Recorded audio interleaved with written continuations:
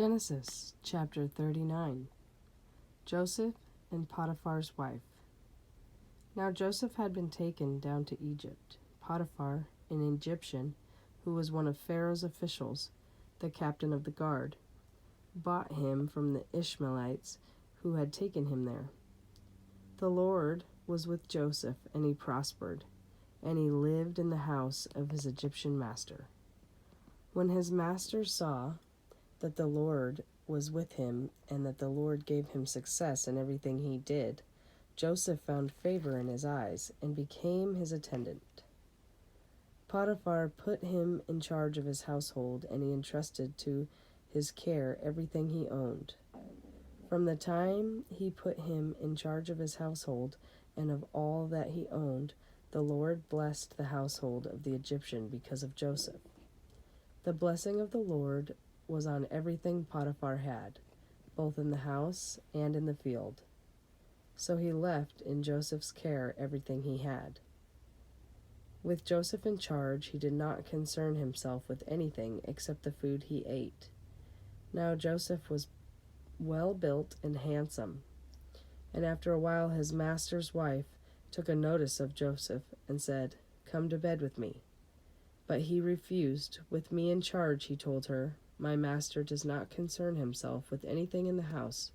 Everything he owns he has entrusted to my care.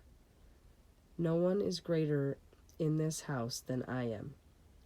My master has withheld nothing from me except you, because you are his wife. How then could I do such a wicked thing and sin against God?" And though she spoke to Joseph day after day, he refused to go to bed with her, and even be with her. One day he went into the house to attend to his duties, and none of the household servants was inside. She caught him by his cloak and said, "Come to bed with me." But he left his cloak in her hand and ran out of the house. When she saw that he had left his cloak in her hand and had run out of the house, she called her household servants. "Look," she said to them, "this Hebrew has been brought to us to make sport of us. He came in here to sleep with me, but I screamed.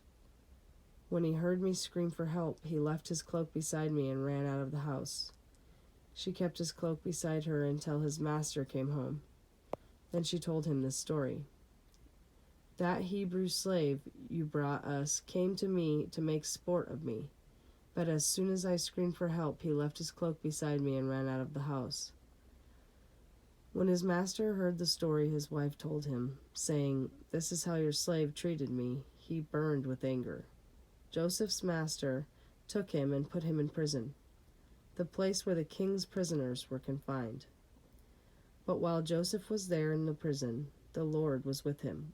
He showed him kindness and granted him favor in the eyes of the prison warden. So the warden put Joseph in charge of all those held in the prison, and he was made responsible for all that was done there. The warden paid no attention to anything under Joseph's care, because the Lord was with Joseph and gave him success in whatever he did.